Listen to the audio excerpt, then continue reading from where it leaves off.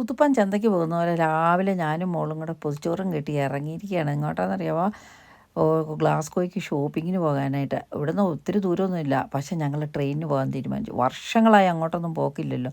ഈ ഓൺലൈനിൻ്റെ അതിപ്രസരം അങ്ങോട്ട് കയറി മറിഞ്ഞിരിക്കുകയല്ലേ. ഞങ്ങൾക്ക് തന്നെ ചിരി വരുന്നു. അപ്പോൾ പിന്നെ സൂര്യൻ ഞങ്ങളെ നോക്കി കൊഞ്ഞനം കൊത്തിച്ചിരിക്കുകയാണ് കേട്ടോ. ഓട്ടുകയാണ് വണ്ടി പാർക്ക് ചെയ്തിട്ട്. കാരണം സ്കോട്ടറിൽ ആർക്കും വേണ്ടി കാത്തു നിൽക്കത്തില്ല. ആണ്ടെ വന്നു കഴിഞ്ഞു. അങ്ങോട്ട് കയറി ചെന്നതും വന്നതും ഒന്നിച്ചായിരുന്നു. ആ ഡോറ് തുറക്കേണ്ട താമസം ഞാനും മോളും അതിനകത്ത് ചാടി കയറി സ്ഥലം പിടിച്ചു.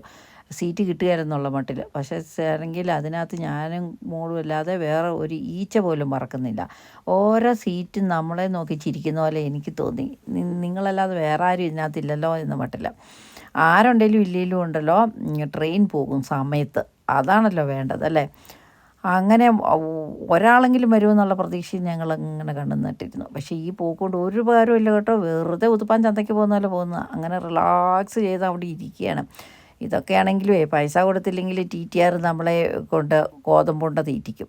അപ്പോൾ ഇച്ചിരി കഴിഞ്ഞപ്പോൾ ഇതാണ്ട് ബാഗും തൂക്കി ചേട്ടൻ ഇങ്ങോട്ട് വരുന്നു. അയ്യോ ഭയങ്കര സന്തോഷം. ഞങ്ങൾ വീഡിയോ എടുക്കുന്നത് കണ്ട് ഓടി വന്ന് ഞങ്ങളുടെ കൂടെ ഇരുന്നു.